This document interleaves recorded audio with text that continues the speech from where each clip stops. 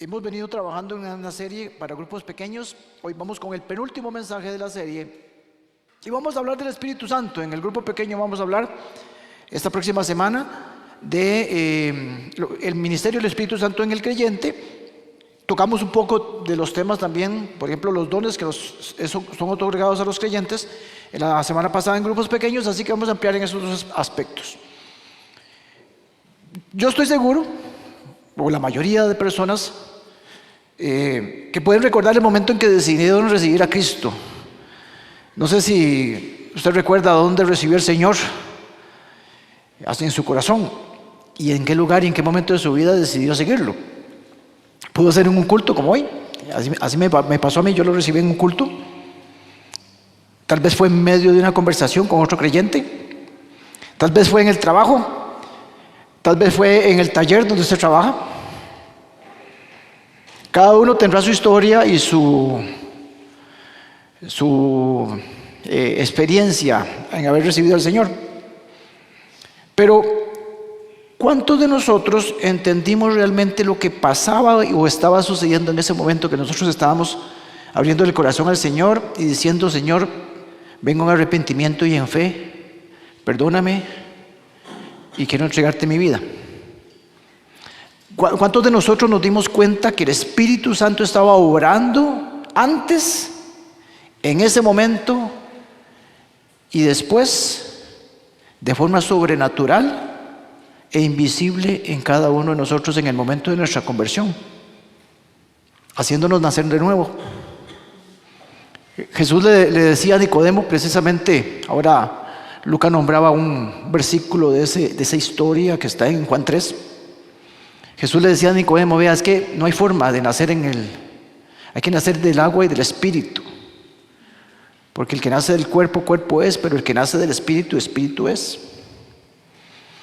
¿Y cómo es entonces ese actuar del Espíritu Santo en nosotros? ¿Cómo es que la obra del Espíritu Santo empieza en nosotros desde el momento que nosotros nos convertimos al Señor? Es precisamente lo que vamos a tratar el día de hoy. Así que vamos a la palabra del Señor. El pasaje que hemos escogido está en el libro de los Hechos, capítulo 19, y los versículos del 1 al 10. Aparece en la pantalla.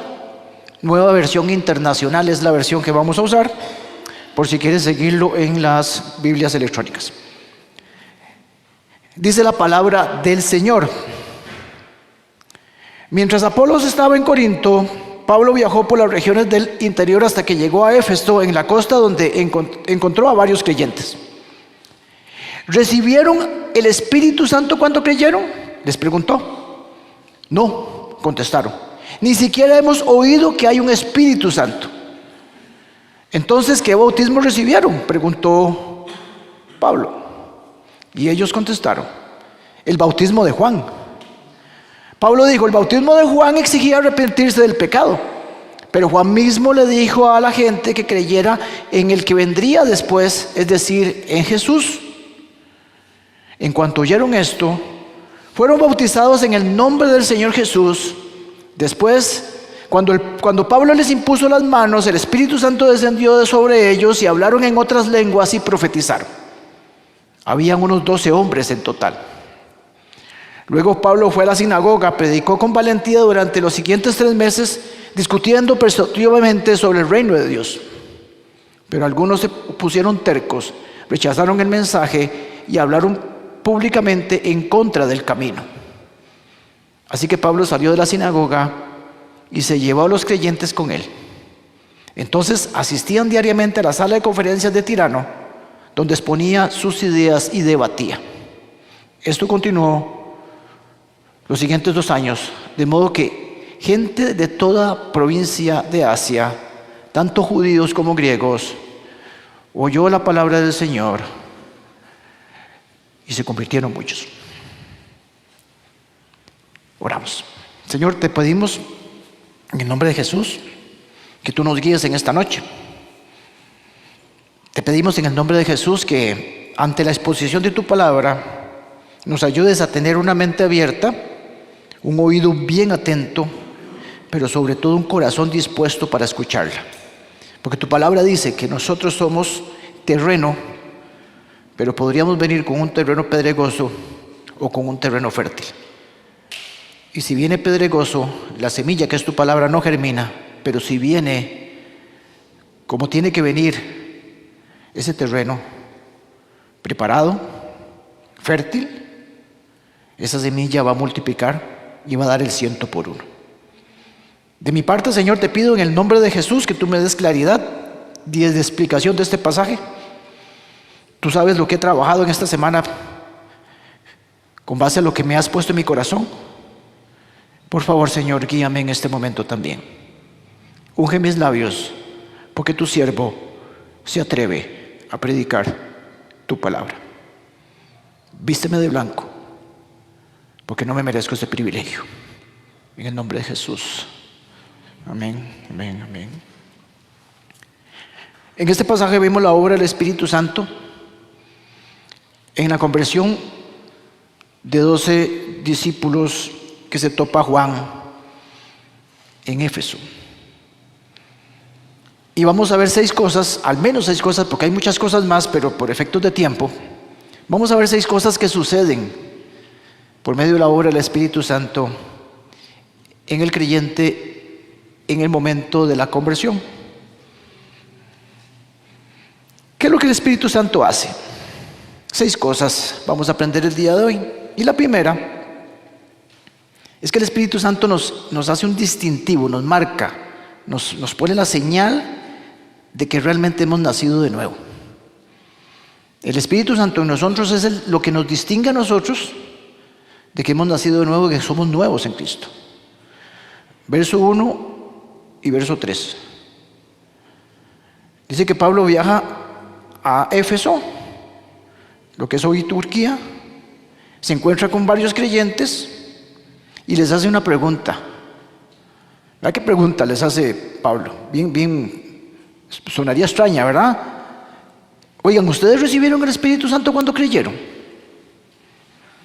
¿Por qué Pablo hace esa pregunta? ¿Por qué les pregunta eso? Vea, los vuelve a ver y cuando los ve así a los 12, porque eran 12, los vuelve a ver y dice, pregunta, ¿ustedes recibieron el Espíritu Santo cuando creyeron?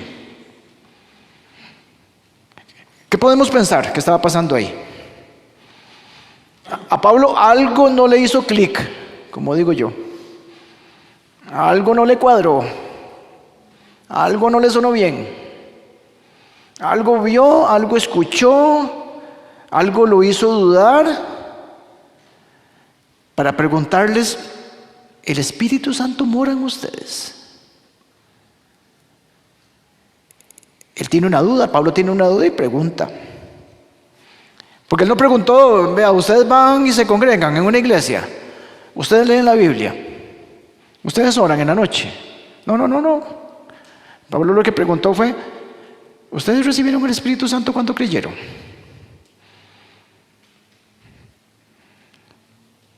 ¿Por qué Pablo pregunta esto? ¿Qué se les ocurre? Pablo pregunta esto porque Pablo sabe, Pablo está claro y Pablo nos enseña que el Espíritu Santo morando en nosotros es la marca esencial, necesaria y evidente de un cristiano auténtico, de un cristiano que ha nacido de nuevo. Lo que lo distingue a un cristiano real en uno que no lo es la presencia del Espíritu Santo morando en el cristiano. Como pastor, se lo demuestro. Romanos 8, verso 9. Pablo hablando a la iglesia de Roma. Sin embargo, dice Romanos 8, 9. Sin embargo, ustedes no viven según la carne, sino según el Espíritu. Si es que el Espíritu de Dios vive en ustedes. Si es que el Espíritu de Dios vive en ustedes. Y si alguno no tiene el Espíritu de Cristo, no es de Cristo. Ahí está. Esa es la respuesta que está intentando conocer Pablo de esos 12 discípulos. Pablo lo que dice es, vea, el cristiano se distingue de otro cristiano que no es real, el cristiano real, es porque el Espíritu Santo está en él. Porque para Pablo, de acuerdo a este pasaje, la recepción del Espíritu Santo no es un beneficio, o no es solamente un beneficio, no es solamente un privilegio. Es lo que lo define, de que haya nacido de nuevo o no. Porque ser cristiano, por decirlo de una manera, significa que nosotros hemos recibido a Cristo. Ahora, ¿cuál es la respuesta de ellos? No. Ellos contestaron, no. Es más, ni siquiera sabemos qué es el Espíritu Santo, ni siquiera hemos oído qué es el Espíritu Santo. Y Pablo dice, la pegué. Lo sospeché desde un principio. Dio en el clavo. Bingo. Porque lo que él sospechaba, la respuesta de esas personas se lo confirma. Mis hermanos, mis hermanas, vean, es que un cristiano, cuando recibe a Cristo y decide seguirlo, luce diferente en dos aspectos. Luce muy diferente a como era antes de recibir al Señor, y luce diferente al resto del mundo que está a nuestro alrededor. Y eso fue lo que precisamente no vio Pablo. Un cristiano que ha tenido un nuevo nacimiento es diferente, se nota.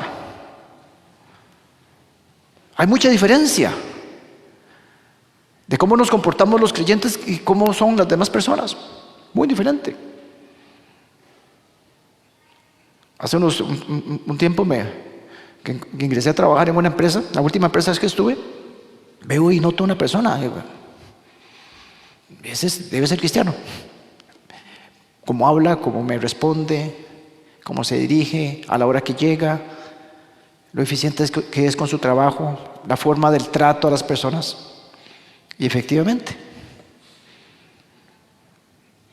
la pegué también.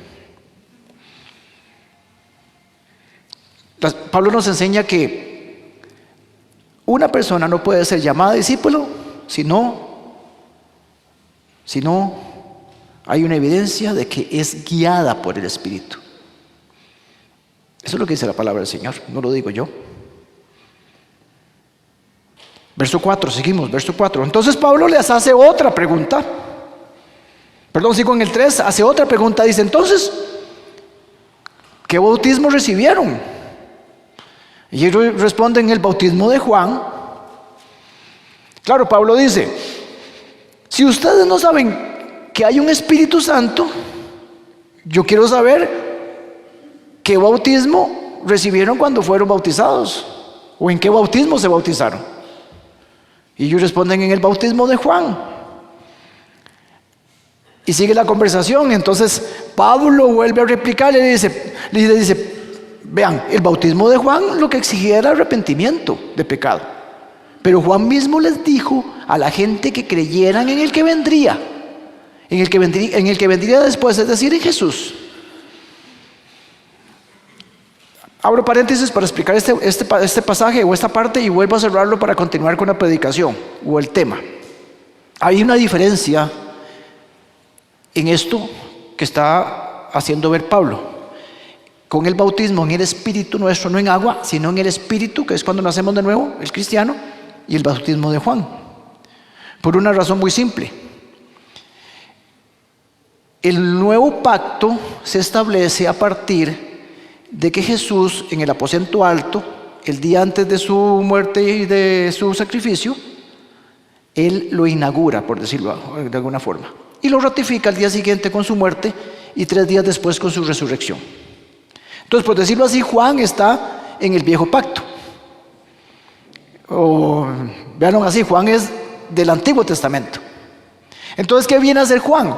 Juan lo que viene a hacer es que es enviado para abrir el camino del Mesías. Entonces Juan se dirige a los judíos para decirles, vean, ustedes no están preparados. Pilas, porque viene el Mesías y se tienen que arrepentir. Ustedes no están preparados, ustedes están sucios, tienen que limpiarse, tiene que haber un ritual. Estamos en el Antiguo Testamento todavía. Tiene que haber un ritual para recibir al Mesías. y Él los bautizará en el Espíritu.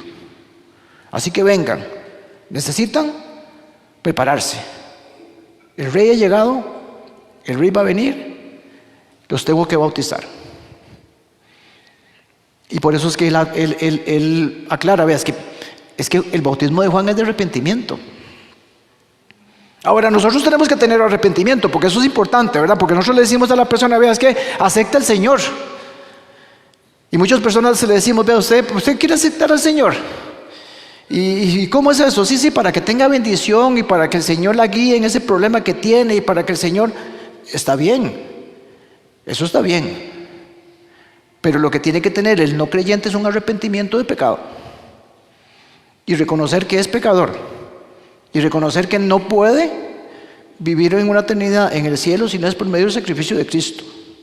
Y confiesa su pecado. Entonces nosotros tenemos un arrepentimiento. Tenemos un arrepentimiento.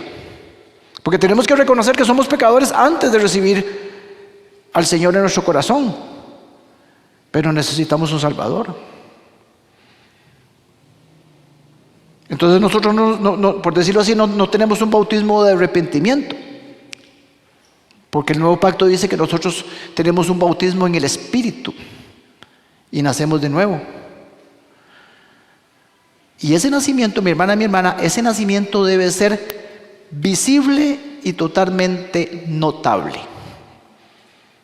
Tan visible, tan notorio, que cuando alguien nos vea, cuando alguien nos escuche, no va a tener duda de que somos cristianos y hemos nacido de nuevo. Nuestro nuevo nacimiento debe ser tan evidente que las personas, cuando nos vean, no van a tener duda ni razones por las cuales dudar de que somos cristianos. Nuestro nuevo nacimiento tiene que ser tal como aquel que dice, este ha nacido de nuevo en el Espíritu. O sea, si puede llegar como llegaron estos 12, y que llegue una persona como Pablo y tenga las mismas reacciones de Pablo y diga, aquí algo no me suena, aquí algo no me hace clic. No. Y muchísimo menos que nos pregunte, vea, ¿y usted cuándo creyó recibir el Espíritu Santo? Que nuestra vida, mis hermanos y mis hermanas, sean una evidencia de lo que hemos recibido en nuestro corazón. Y que nadie dude. Al contrario, que sea muy evidente. Segundo punto. ¿Qué más aprendemos que hace el Espíritu Santo? Produce un deseo de dar testimonio. Verso 5 dice que cuando ellos oyeron esto, fueron bautizados en el nombre del Señor. ¿Y qué pasó después? Pablo les impone las manos y ellos reciben el Espíritu Santo. El Espíritu Santo descendió sobre ellos, inclusive hasta que hubo una demostración del Espíritu Santo de que había llegado a ellos, porque hablaron en lenguas y profetizaron. Ahora vemos una situación que, si bien es cierto, el versículo no da muchos detalles, pero es evidente. Porque ahora estos discípulos que no sabían quién era el Espíritu Santo, ahora resulta que lo reciben y hay una evidencia de que hay una conversión real, hay un nuevo nacimiento real. Ahora sí son discípulos reales y se dan dos manifestaciones visibles. El texto dice el texto no dice mucho, pero es evidente que Pablo les tuvo que haber hablado del Evangelio, les tuvo que haber hablado de las buenas noticias, o sea, se los evangelizó. Y ellos finalmente aceptan al Señor y se bautizan.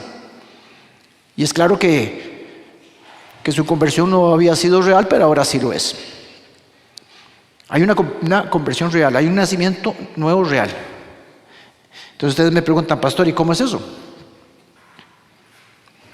¿Cómo es una conversión real? El pasaje no nos dice nada sobre eso, pero la Biblia sí. La Biblia está llena el Nuevo Testamento está lleno de las cosas que nosotros tenemos que manifestar en una conversión real. ¿Cómo es la obra del Espíritu Santo en el momento de nuestra conversión? En el momento que uno creyente recibe a Cristo. ¿Qué debe de ocurrir? Bueno, en primer lugar, tiene que haber un abrir del Espíritu Santo de nuestro entendimiento para poder recibir la palabra del Señor, que es el mensaje de la salvación.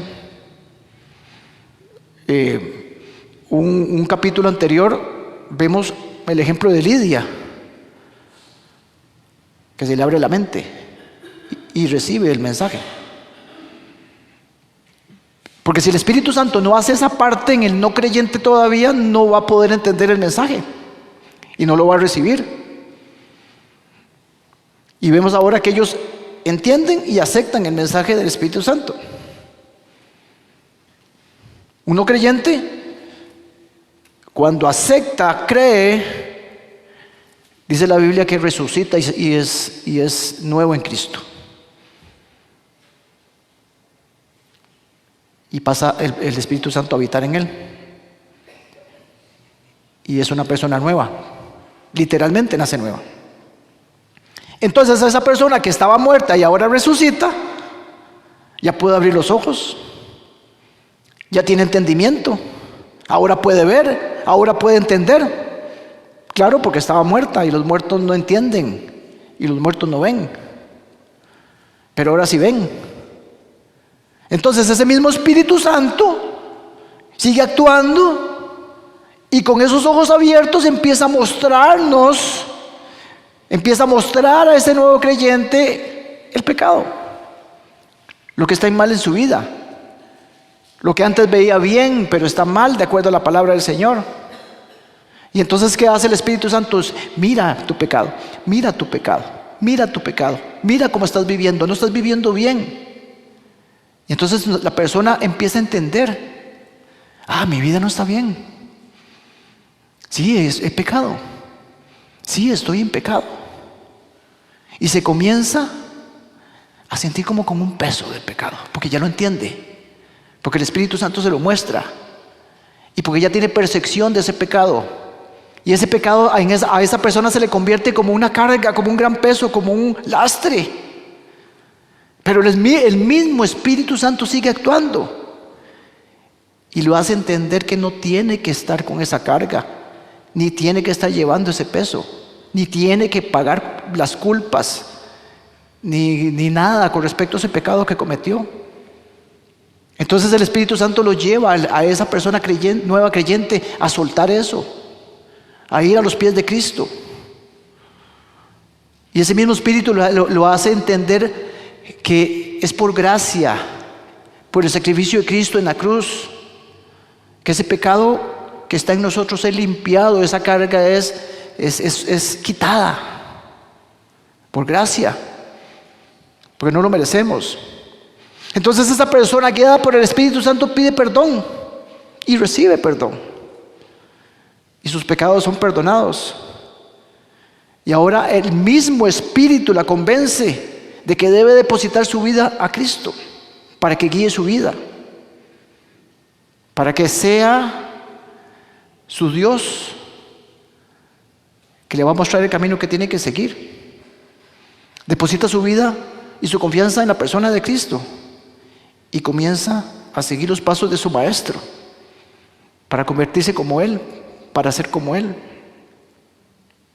Y la reacción de esa persona cuando empieza a caminar como nuevo creyente, como nuevo discípulo, habiendo sido perdonado de todo pecado, ese mismo Espíritu Santo lo impulsa con un deseo ¿de qué? De dar testimonio de lo que ha pasado.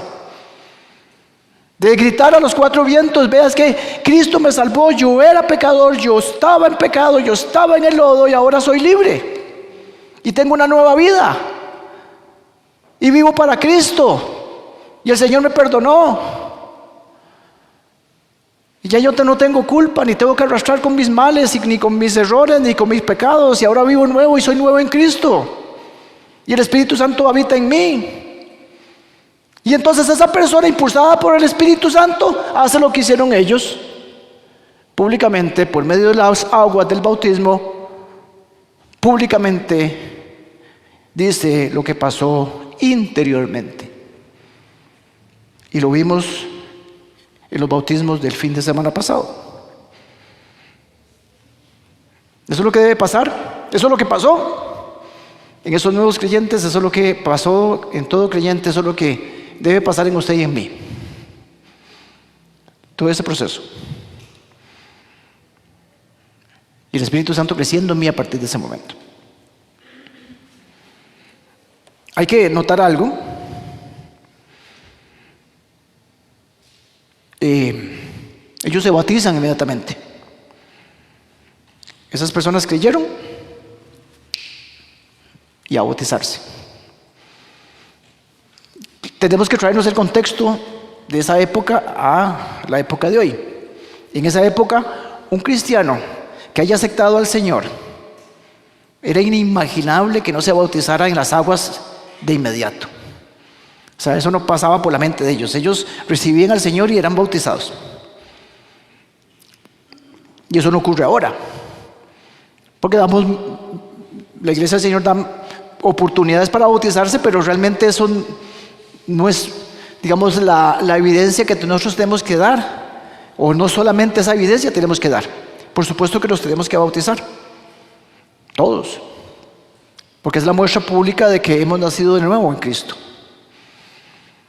Lo que pasa es que ahí no termina la cosa. Porque el mismo espíritu que mora en el nuevo creyente en nosotros convence a la persona de que debe de seguir las instrucciones de Cristo, de ser obediente y hacer lo que el maestro le pide que haga, incluyendo el bautismo.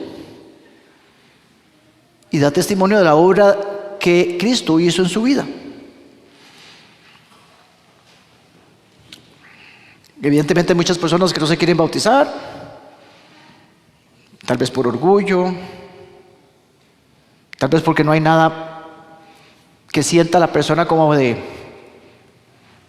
que haya pasado algo para poderse bautizar, puede ser. O tal vez la persona sabe que tiene un estilo de vida que no es congruente con las aguas del bautismo, porque sabe que no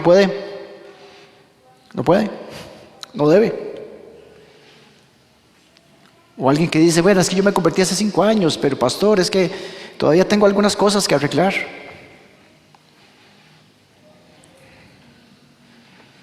Esa persona sabe que su estilo de vida no es congruente con el bautismo. Pero yo no me quiero quedar con el acto del bautismo. Yo me quedo con la demostración públicamente de que soy nuevo en Cristo. Que lo tengo que decir. Y que el Espíritu Santo hace que yo anhele decirlo. Yo anhele demostrarlo. Y una de las formas es bautizándose, por supuesto. Mis hermanos, vean, mis hermanas, aplicación para este punto. Cuando usted recibió a Cristo, cuando yo recibí a Cristo, el Espíritu Santo empezó a morar en ti.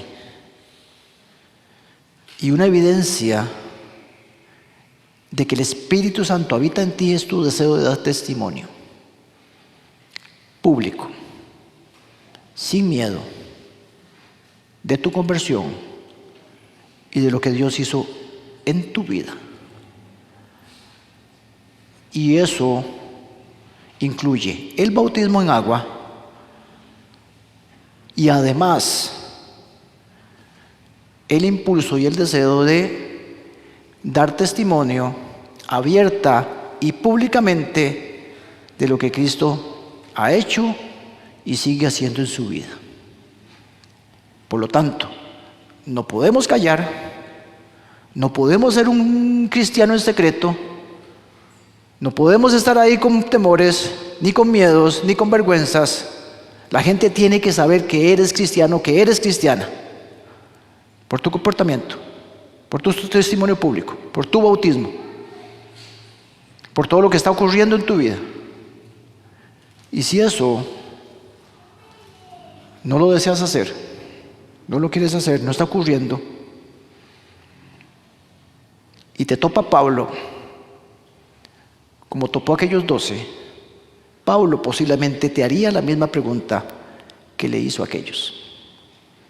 ¿Recibiste el Espíritu Santo? Y es una pregunta para la reflexión. en esta noche. Punto número 3. El Espíritu Santo nos da dones. Gran tema de la semana pasada en grupos pequeños. Mucha gente estaba preguntando, porque la pregunta última la puse como a manera de reflexión de qué tan difícil o qué tan complicado o qué tan fácil puede ser descubrir los dones. Para los que no saben qué es un grupo pequeño, recibimos un estudio bíblico en las casas y vemos una enseñanza y tenemos una guía para la conversación. Y hablamos de los dones. Y me di cuenta por los facilitadores que hay varias dudas con respecto a los dones. Bueno, aquí vemos a un grupo de personas que reciben dones, porque dice que al recibir el Espíritu Santo hablaron en otras lenguas y profetizaron. Eso es congruente con 1 Corintios 12, donde se habla de los dones del Espíritu. El de hablar en lenguas y el de profetizar. No voy a entrar en estas dos formas en que el Espíritu Santo se manifiesta, porque no es el tema de la predicación. A lo que voy es que todos hemos recibido, al mismo tiempo que recibimos el Espíritu Santo y empieza a morar en nosotros, recibimos al menos un don. Eso es lo que dice la palabra del Señor. Y que son para la bendición, edificación y servicio de los demás.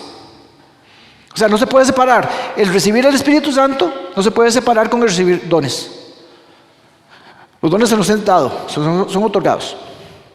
¿Qué es un don? Un don es una habilidad especial que nos da el Espíritu Santo a cada creyente en el momento de nuestra conversión para edificar y servir al cuerpo de Cristo y al prójimo. Muchas personas, es más, de hecho podría ser la mayoría de personas que no conocen cuáles son sus dones, pero tienen al menos uno. Y como me decía Javi, que en su grupo pequeño, estábamos hablando ahí en la puerta, de yo lo que les dije, es que había que ponerlos en práctica. Digo yo, claro, por supuesto, eso es lo que hay que hacer. Ponga en práctica su servicio, póngase a servir en cualquier área y los va a descubrir, porque no se han descubierto. Pero hay algunas verdades con respecto a los dones espirituales que tenemos que entender como cristianos, y aquí abro otro paréntesis, como para que no se nos quede este tema como muy colgando y sabiendo que es algo que a veces nos cuesta un poquito digerir, pero algunas verdades con respecto a los dones, y los que quieran anotar los pasajes para que los puedan estudiar, se los intento decir. Cada cristiano tiene al menos un don, 1 Pedro 4:10. Nadie recibe todos los dones espirituales, o sea, nadie puede tener todos los dones, 1 Corintios 12, 29 y 30. ¿Por qué? Porque el Señor quiere unidad y quiere dependencia. No somos una isla, entonces no vamos a recibir todos los dones. No todos tienen el mismo don. Dios ama la variedad. Entonces, podemos notarlo así, 1 Corintios 12, 4 y 6. Ningún don es para uso propio, para beneficio propio. Eso es contrario a la palabra del Señor, 1 Pedro 4:10. El don que tengamos, los dones que tengamos son por gracia, son inmerecidos, son regalados, porque no podemos hacer nada para recibirlos. No hicimos nada, ni podemos hacer nada para recibir un don. Romanos 12:6. El Espíritu Santo decide qué don nos da. Él decide qué dones o qué don te va a dar. 1 Corintios 12:11. O sea, y eso es muy común, usted puede decir, es que a mí me encanta cantar. Y sí, pero no tiene el don. Es que a mí me gustaría enseñar. Pero si no tiene el don. Entonces el Espíritu Santo sabrá qué don nos otorga. Esos dones son de forma sobrenatural, es evidente. Los dones que hemos sido recibidos o que se nos otorgan son permanentes e irrevocables. Van a estar ahí siempre. Romanos 11:29. Yo debo y soy responsable de desarrollar el don que se me ha dado. Es como una semilla. Yo tengo que ponerlo en práctica. Yo tengo que ejercitar ese don. 1 Timoteo 4:14. 2 Timoteo 1:6. Esta es muy buena. Es pecado desperdiciar un don. Si usted tiene un don, que lo tiene, pero no intenta usarlo en nada, es un pecado. Mateo 25, 14 y 30. La parábola de los talentos. Es pecado pensar que tus dones te hacen superiores a otros. O sea, porque yo puedo enseñar o predicar acá, no me puedo sentir superior a nadie. Romanos 12:3. Y algo bien importante, recordemos que nuestros dones, cuando los usamos, los tenemos que usar motivados por amor. 1 Corintios 13. Porque si yo vengo aquí a predicar y lo hago sin amor, la palabra de Dios dice que es exactamente igual como sonar un tarro de manteca clor. ¿Verdad, doña Jania? ¿Usted se acuerda de los tarros de manteca clor, verdad? Bla, bla, bla, eso sería. ¿Ok? Mis hermanos y mis hermanas, vea, si el Espíritu Santo habita en ti, se te ha equipado para que sirvas al cuerpo de Cristo. Para eso fuiste equipada, equipado, dotada, dotado de dones por la gracia, la soberanía y la sabiduría del Señor. Recuerde eso, por favor, mi hermano y mi hermana. Punto número 4. ¿Qué más hace el Espíritu Santo? El Espíritu Santo hace posible que yo pueda llevar la buena noticia de salvación. Hace que yo pueda predicar y hablar de Cristo. En el 8, Pablo ya después de todo ese burumbum, ¿qué pasa? Pablo dice, bueno, Pablo se puso a predicar con valentía, dice la palabra del Señor, con valentía, por 3 meses en la sinagoga. ¿Y qué hacía? Discutía y persuadía. Trataba de convencer a esa gente que algo estaba mal. Y lo hacía con valentía. Eso es importante entenderlo porque si nosotros el Espíritu Santo, nosotros sin el Espíritu Santo no podríamos hacer prácticamente que nada. Pablo logra eso porque estaba lleno del Espíritu Santo. Pablo predica con valentía porque fue dotado, otorgado el Espíritu Santo en él, y el Espíritu Santo habitaba en él. Recordemos a Pedro. ¿Qué pasaba con Pedro? Pedro era una persona temerosa.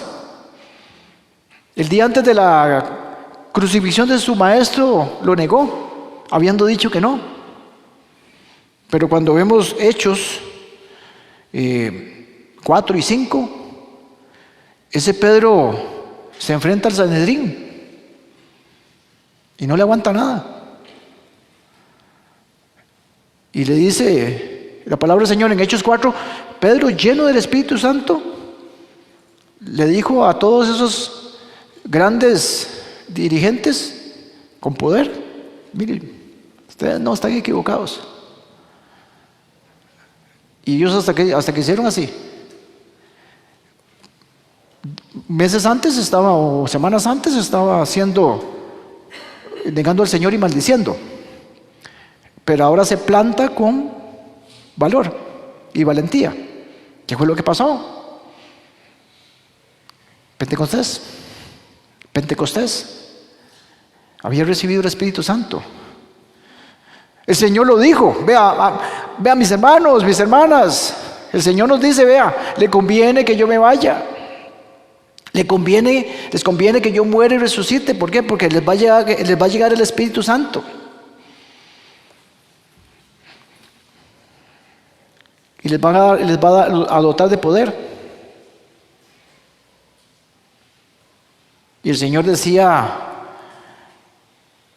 recibirán el Espíritu Santo y cuando Él venga, convencerá al mundo de error en cuanto al pecado, la justicia y el juicio. ¿Y quién llevaba ese mensaje? Si no eran sus discípulos. Y después cuando apareció resucitado les dijo, vea, recibirán poder y serán mis testigos. Serán mis testigos. No les dijo, les mando a ser mis testigos. Él afirmando, usted y yo, si recibimos el Espíritu Santo, si recibimos a Cristo, somos testigos. Es una afirmación. Es más, de hecho, somos testigos porque es parte de nuestra identidad que hemos visto en esta serie. Somos testigos, identidad. y propósito a la vez. El Espíritu Santo de Dios hizo que Pablo predicara con valentía. El Espíritu Santo de Dios en usted y en mí hace que con valentía hablemos de Jesucristo en todo lugar y en todo momento y en toda situación. Porque eso hemos sido mandados a hacer. La valentía de predicar y hablar de las buenas noticias del Señor no tiene que ver nada con personalidad, ni que si tengo miedo, no tengo miedo, si me atrevo. Todos podemos testificar a Cristo con valentía. Porque no depende de usted, ni depende de mí. Depende del Espíritu Santo que mora en nosotros. Entonces el Espíritu Santo, mi hermano y mi hermana, lo va a transformar a usted y a mí en personas que pueden testificar de forma extraordinaria. Usted no es la excepción. Te va a dar la habilidad de poder hablar con valentía y hasta la capacidad de persuadir, convencer, porque en usted habita el Espíritu Santo y el Espíritu Santo tiene el mismo poder que resucitó a Cristo de entre los muertos y podrá cumplir la misión que se nos fue encomendada a todos. Ese poder nunca va a salir de usted y lo va a capacitar. Con valentía va a poder testificar con efectividad. Spurgeon, teólogo inglés, dice: el testimonio cristiano debe basarse no debe basarse en la experiencia personal, sino en la gracia salvadora de Dios. Testificar a Cristo es contar lo que Él ha hecho por nosotros, en nosotros y a través de nosotros. Y estas notas son las que me terminan de alargar el sermón, pero no estaba acá, pero viene a mí y siento del Espíritu Santo. Vean, mis hermanos, no confundan con dar testimonio y testificar con que yo me comporto bien y eso soy lo que testifica. Eso no está en la Biblia. Su testimonio, su vida, tiene que ser consecuente con lo que cree, que fue lo que vimos en la serie de Santiago. Nosotros predicamos con la palabra, nosotros predicamos con la boca, nosotros somos testigos por lo que decimos. No sé si ustedes han ido a testificar un juicio de tránsito, no sé, alguien ha ido a ser testigo en un choque. Y lo ponen a uno así, ¿verdad? Juan, no sé si usted ha ido. Dice: mire, ¿qué pasó? Entonces usted dice: vea, el del carro azul venía desde allá y yo vi que el semáforo estaba en rojo y el de azul chocó al carro de la viejita, de la señora esta. ¿Y qué más? Y de ahí el hombre salió. ¿Y cómo hizo usted? Yo le saqué una foto a la placa. ¿Y cuál placa era? Ahí está anotada, yo se las dije. Eso es testificar. O usted ve un testigo de un choque y dice: vea, cuénteme usted lo que pasó. Dice: vea mi testimonio. ¿Lo ve? Eso fue lo que pasó. ¿Y cómo hace? Con la boca. Es que yo predico con el ejemplo. Eso no existe en la Biblia. Porque la fe viene por el oír la palabra del Señor, la cual hemos sido encomendados para promover, para promulgar, para predicar, para anunciar. Y como no da miedo como a Pedro, nos dieron el Espíritu Santo para hacerlo con valentía. Y tenemos que cuestionarnos a nosotros si tenemos temores y pedirle al Señor que nos llene del Espíritu Santo para poder testificar correctamente. 5, vamos avanzando. 5.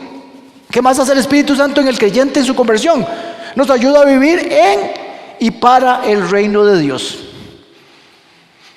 Este punto lo quitaba y lo ponía, y lo quitaba y lo ponía, y lo quito, lo dejo, lo quito, lo dejo.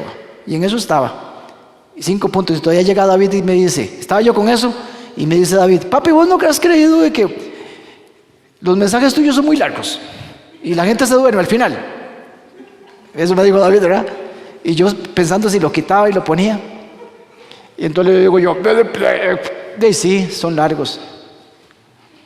Entonces cuando yo veo a alguien dormido, yo le despiértese, ¿verdad? Yo sé que a veces los duermo. Pero ¿sabes por qué no puedo quitar este punto? Porque vea lo que él anuncia, lo que él predica, Pablo, y lo que él discute y quiere persuadir, quiere convencer. ¿Sobre qué? Sobre el reino de Dios. Entonces cuando uno dice, bueno, esa palabra es clave, esa palabra debería hablarse, y uno se pone a ver, ay Señor, fíjese que la frase reino de Dios, así como reino de Dios, aparece 52 veces en los evangelios, 6 veces en el libro de los Hechos, 8 veces en las cartas de Pablo y una vez en Apocalipsis. 67 veces.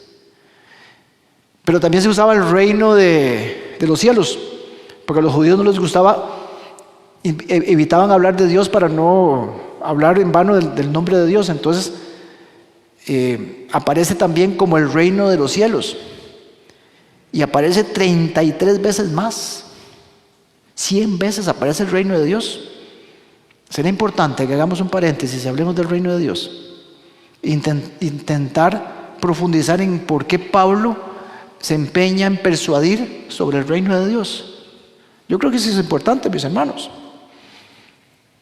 Nosotros necesitamos entender qué es el reino de Dios, porque hasta en el Padre Nuestro lo leemos, oramos y lo decimos.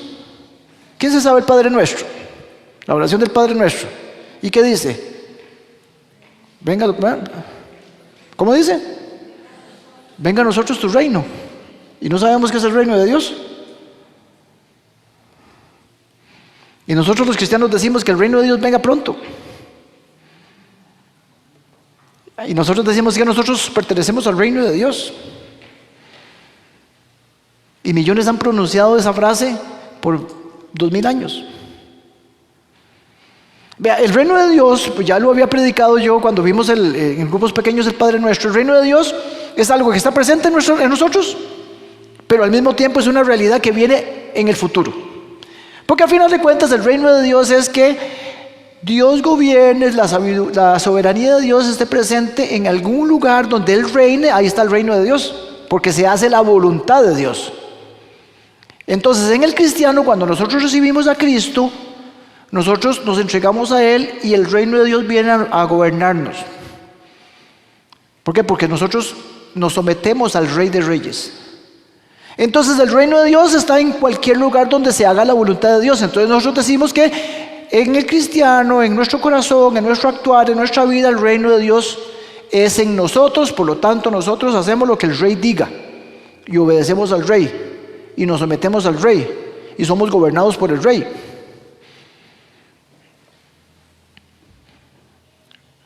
Entonces el reino de Dios ya está con nosotros. ¿Les parece lógico? Bueno, Jesús lo dijo, Lucas 17:22. Pero el cielo, o digamos el reino de Dios, está 100% y se cumple al 100% en el cielo, pero no se cumple al 100% en la tierra. Pero va a llegar el día cuando Cristo vuelva por segunda vez, donde el reino de Dios va a estar en el cielo y en la tierra y en todo lugar. ¿Qué pasa ahora? Que el reino de Dios en la tierra no está establecido al 100%, está en el creyente, pero allá afuera el reino de Dios no existe porque está gobernado el reino de las tinieblas, así lo dijo el Señor. Y ese reino de las tinieblas, el reino del mundo, el reino del maligno, como lo quieran llamar, nos sigue influenciando a nosotros. Y nosotros estamos ahorita, como creyentes, como hijos de Dios, queriendo estar en el reino de Dios, pero al mismo tiempo expuestos al reino de maldad. ¿Y qué pasa? Que nosotros no hemos salido del mundo y por lo tanto estamos viviendo en medio de esa situación. Hay dos reinos. Y el reino de las tinieblas sigue existiendo. El Señor lo explicó así. Dice, vea, mis amigos, en una parábola, el Señor Jesús dice, vea, el reino de Dios es como un hombre que sembró en un campo una buena semilla. Pero llegó su enemigo y sembró la mala hierba, la cizaña.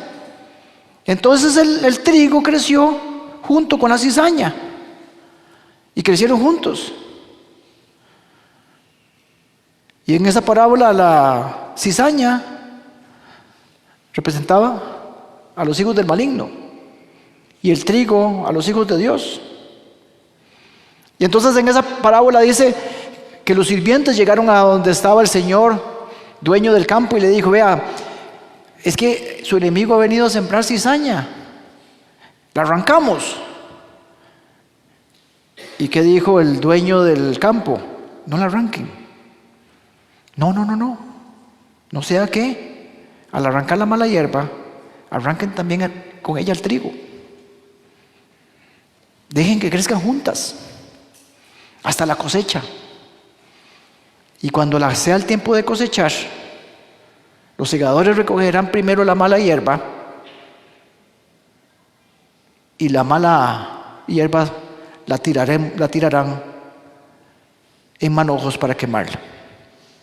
Para después recojan y guarden el trigo en el granero. En esta parábola el campo es el mundo. La buena semilla somos nosotros, sus hijos, y la cizaña los hijos del maligno. Lo que dice este tema es que nosotros vamos a tener que seguir viviendo mezclados juntos con los que no son de Cristo hasta el final, hasta en la iglesia. En la iglesia va a suceder lo mismo hasta el final. ¿Que hay que sacarlos de la iglesia? No. El Señor dice, déjenlos queditos ahí, porque yo tengo un propósito para esos que son cizaña. Yo me encargo al final, no se preocupen. Sigan ustedes viviendo en el reino de Dios. Sigan entendiendo cómo se vive en el reino de Dios. Porque yo tengo un propósito con la cizaña. Pero al final, terminando con una parábola, al final, todo quedará bajo el señorío de Cristo. El reino de la cizaña se quitará y el reino de Dios, que somos nosotros, estaremos delante de Él, como Apocalipsis 11:15 dice, porque el reino de Dios, dice Apocalipsis 11:15, el reino del mundo ha pasado y Cristo reinará por los siglos de los siglos. El reino, la cita que la encontré, el reino del mundo ha pasado a ser de nuestro Señor y de su Cristo, y Él reinará por los siglos de los siglos. Eso va a suceder al final. Ahora, el problema es que el reino de Dios en nuestras vidas no está totalmente en todas nuestras áreas. Hay áreas donde nosotros tenemos que menguar el reino de las tinieblas para que crezca el reino de Dios en algunas áreas de nuestra vida. Hay áreas de nuestra vida que el señorío de Cristo no está totalmente sobre nosotros o sobre esas áreas. Entonces hay áreas en nuestra vida que tienen que estar sometidas al señorío de Cristo. Áreas que están en rebeldía al Rey. Y el Espíritu Santo, como es el Señor, nos da el Espíritu Santo para que nosotros crezcamos en esas áreas también. No lo podemos lograr por nuestra propia cuenta. Entonces el Espíritu Santo nos ayuda a crecer en esas áreas y nos ayuda ese Espíritu Santo influyendo en toda nuestra vida, en toda área. Influye en nuestra manera de hablar, de la manera de pensar, la manera en que exigimos, la manera en que cuestionamos, la manera en que esperamos, la manera en que actuamos, la manera en que valoramos, la manera en que deseamos cosas, la manera en que juzgamos. la manera en que nos vestimos, nos divertimos, nos reímos y hasta en la manera que lloramos. El Espíritu Santo trabajando en esas áreas. Recibí a un muchacho una consejería. Seguro se espantó con la sugerencia que le hice. Muchacho creyente. Casi me pasa parecido a lo de Pablo. Él tiene un vicio y cae, y cae, y cae. Pero él se quiere levantar con sus fuerzas. Entonces me dice: pastor, ve esta vez si lo voy a lograr. ¿Y qué estás haciendo? Estoy yendo a la iglesia y estoy haciendo esto y ahora quiero que usted me dé consejería. Y le digo: amigo, lo estás haciendo en tu fuerza. Es el Espíritu Santo que tiene que actuar en vos. Mis hermanos y mis hermanas, de la forma más pastoral posible y con mucho amor, ¿de qué forma estás intentando vivir tu vida? ¿Guiado por el Espíritu o por tus fuerzas? ¿De qué manera estás viviendo en el reino de Dios? Mis hermanos, que esta oración, que esta semana, nuestra oración, la mía y la suya, sea de que el reino de Dios venga en toda área de mi vida y de la suya. Y que crezca ese reino, el señorío de Cristo crezca y que avance y que dejemos y permitamos al Espíritu Santo crecer en nosotros, que seamos llenos del Espíritu Santo. Punto número 6, con este termino. Estoy igual que Javi, para arriba a las 8. Es que tengo que desquitarme, ya duró más que yo, ahora lo agarro hasta que dure yo más que él. Punto número 6, mis hermanos, punto número 6. No se me duerman. Nos va a ayudar a perseverar. Vea qué interesante lo que hizo el Espíritu Santo en Pablo y en todo tiempo, ¿verdad? Porque Pablo ha sido un ejemplo de perseverancia en todo aspecto. Pero en este caso, que este pasaje dice, a partir del 8 y hasta el 10, dice, vea: luego Pablo fue a la sinagoga y predicó con valentía durante 3 meses. 3 meses predicando, 3 meses discutiendo, 3 meses persuadiendo sobre el reino de Dios. Pero dice que como algunos se pusieron tercos y eran esas cizañas, empezaron a hablar mal hasta de Jesús, ¿verdad? Porque dice que empezaron a hablar mal del camino con H, oíme, camino con mayúscula. No se rían. Yo vi a quienes se rieron ahorita. Así que Pablo salió de la sinagoga y se los llevó. Se llevó a los creyentes, se llevó al trigo.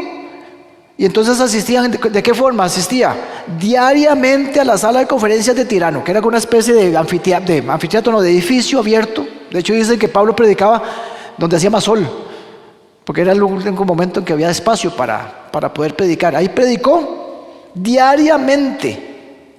Y seguía exponiendo diariamente sus ideas y debatía.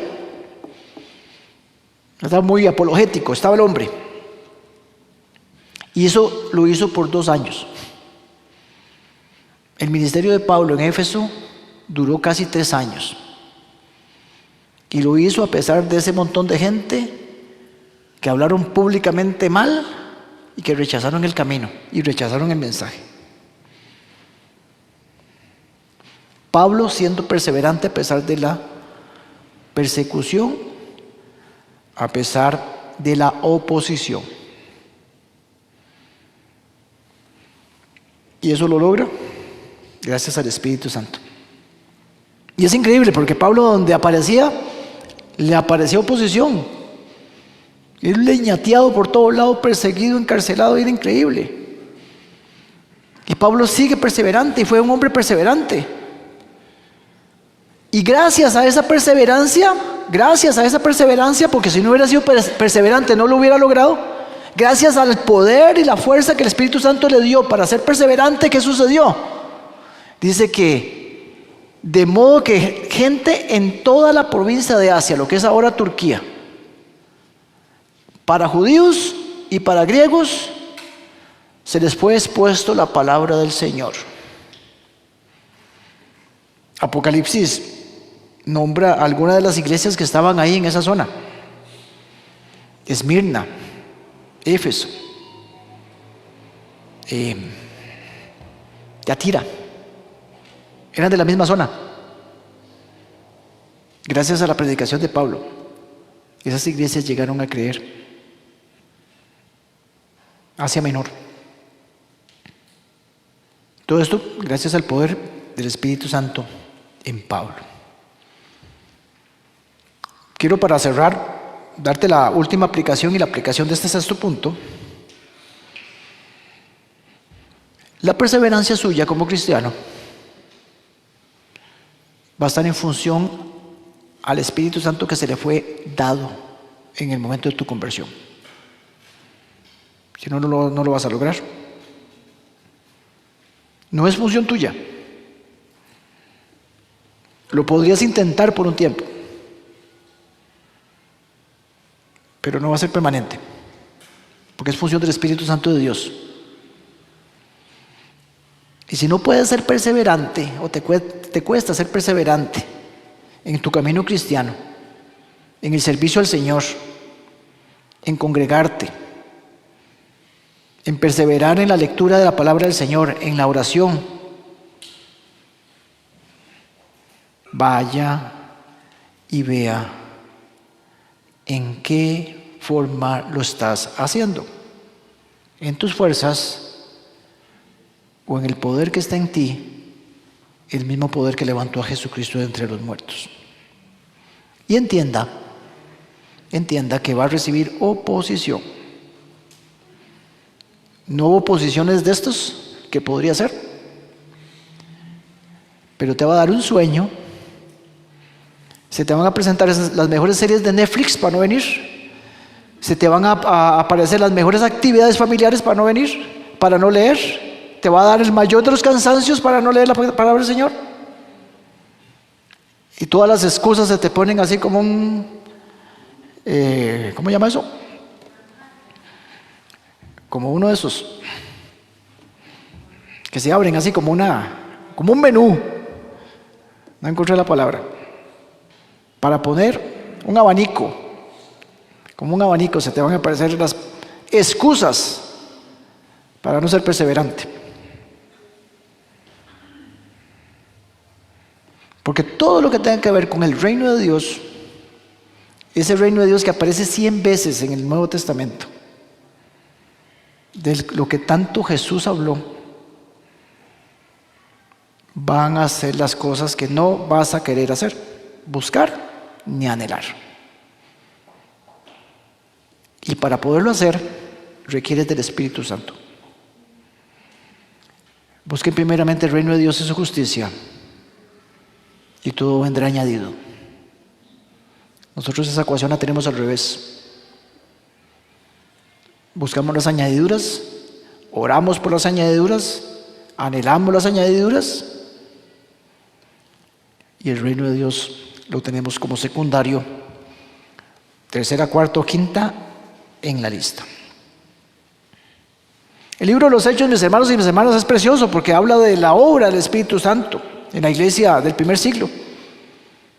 Habla del ministerio del Espíritu Santo en el creyente de tapa a tapa, o sea, del primer capítulo al último versículo. Nosotros estamos en la época del Espíritu Santo. Seguimos estando en la época del Espíritu Santo. Estábamos hablando Cristian y yo, y entonces él me decía: Paz, ese tema de la Trinidad a mí me cuesta un poco. ¿Cómo podemos ver la Trinidad actuando? El Antiguo Testamento primordialmente era un ministerio del Padre, y era el Padre obrando, acompañando, hablando al pueblo. Pero después vino en los evangelios la época del Hijo, donde el Hijo, Dios mismo, se hizo presente y se reveló a todos nosotros y vino a habitar entre nosotros, porque el Verbo se hizo hombre. La época del Hijo. Y ahora estamos en la época del Espíritu Santo, donde primariamente el Espíritu Santo se manifiesta aquí en la tierra, en el creyente. en la iglesia. Un privilegio que nos identifica, que es parte de nuestra identidad y que muchas veces no lo entendemos. Todo para la gloria de Jesucristo. Porque para eso vino el Espíritu Santo, a habitar en usted y en mí, para que nosotros apuntáramos a Cristo, obedeciéramos a Cristo, nos pareciéramos a Cristo, le diéramos la gloria a Cristo. Para eso se nos dio el Espíritu Santo, para que hagamos todo lo que Dios quiere que nosotros hagamos y para que seamos las personas que Dios quiere que seamos.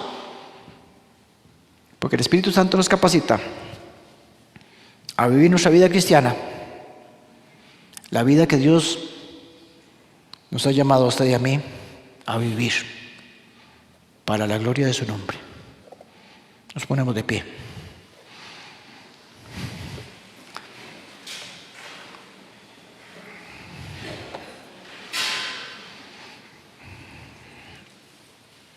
Vamos a cantar una canción al final, pero antes vamos a hacer algo.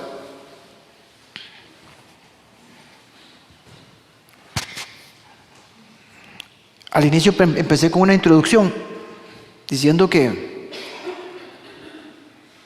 posiblemente nosotros identificamos en el momento en que recibimos a Cristo, le entregamos nuestra vida a Cristo, le dijimos: Cristo, yo te acepto como Dios y Salvador de mi vida. Pero si hay alguno acá hoy que está aquí y que no ha experimentado el poder del Espíritu Santo en su vida, hoy es el día. Hoy es el día. Porque usted no está por casualidad aquí. Si usted no ha entendido, no ha percibido o no ha hecho ese acto de fe, lo invito a que usted lo haga hoy. Que usted venga delante del Señor en arrepentimiento, entendiendo que es solo por medio del sacrificio de Cristo que se puede llegar al Padre. No sé usted si no ha aceptado a Cristo como Dios y Salvador de su vida. Yo no sé si usted ha pensado si llegará al cielo o no. ¿Voy para el cielo o no voy para el cielo? Muchas personas dicen: yo creo que yo sí voy para el cielo, porque he hecho más cosas buenas que malas, porque no he matado a nadie, porque no he secuestrado a nadie. Pero la Biblia no dice eso. La Biblia lo que dice es que todos somos pecadores y que absolutamente todos estamos destituidos de la gloria eterna. Y si no, le hago una pregunta. Si todavía no está convencido o convencida, le hago una pregunta.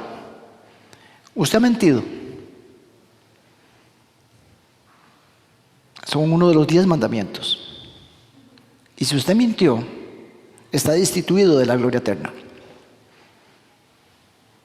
Pero hay una buena noticia. Cristo murió por ti. Cristo es el camino para llegar al Padre. Por medio de su sacrificio, usted va a tener perdón de pecados. Pero tiene que hacer algo. Tiene que arrepentirse y entender que ha pecado. Y que no puede seguir con esa vida. Y declarar a Cristo como Dios y Salvador. Y yo sé que el Espíritu Santo está actuando en usted en este momento. No tiene que hacer mucho. Yo voy a hacer una oración. La iglesia nos va a acompañar. Pero si usted no le ha entregado su vida a Cristo, haga esta oración conmigo. No tiene que repetirla en voz alta. No tiene que saber nadie si ha recibido al Señor o no. Es una cuestión entre usted y Dios.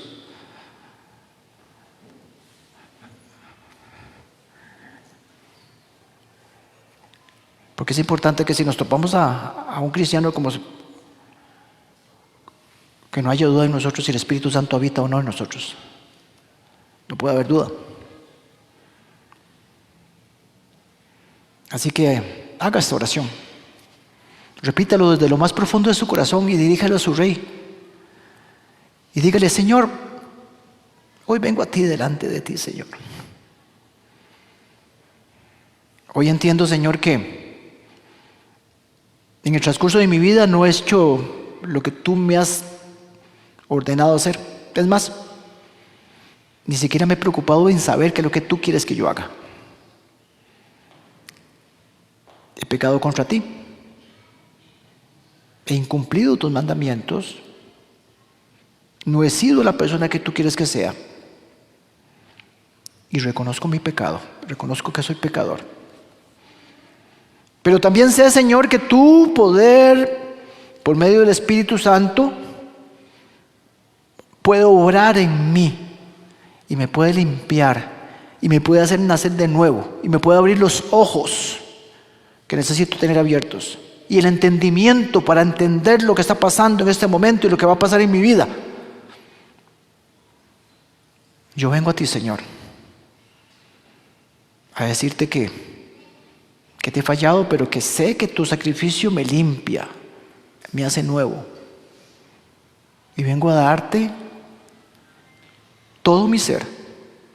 Me postro delante de ti, Señor, y te digo: Señor, perdóname, límpiame y hazme nacer de nuevo. Hoy te vengo declarando delante de ti, Dios y Salvador de mi vida. No puedo seguir siendo lo mismo, la misma. Espíritu Santo de Dios, ven a mí. Porque sé y ahora entiendo que no hay camino para llegar al cielo si no es por medio de la fe. Ayúdame, Señor. Me entrego a ti. En el nombre de Jesús. Y Señor, te damos gracias por este tiempo. Gracias, Señor, por esta serie. Gracias, Señor, por esto que hemos venido aprendiendo. Gracias, Señor, por darnos y otorgarnos al Espíritu Santo. Gracias, Señor, porque ahora podemos entender que nos convenía que tú vinieras, fueras crucificado y resucitado. En el nombre poderoso de Cristo Jesús, te oramos. Y yo te pido, Señor, para cada uno de mis hermanos, que tu bendición descienda sobre ellos. Que los cubras, que los bendigas, que los guíes, que los guardes.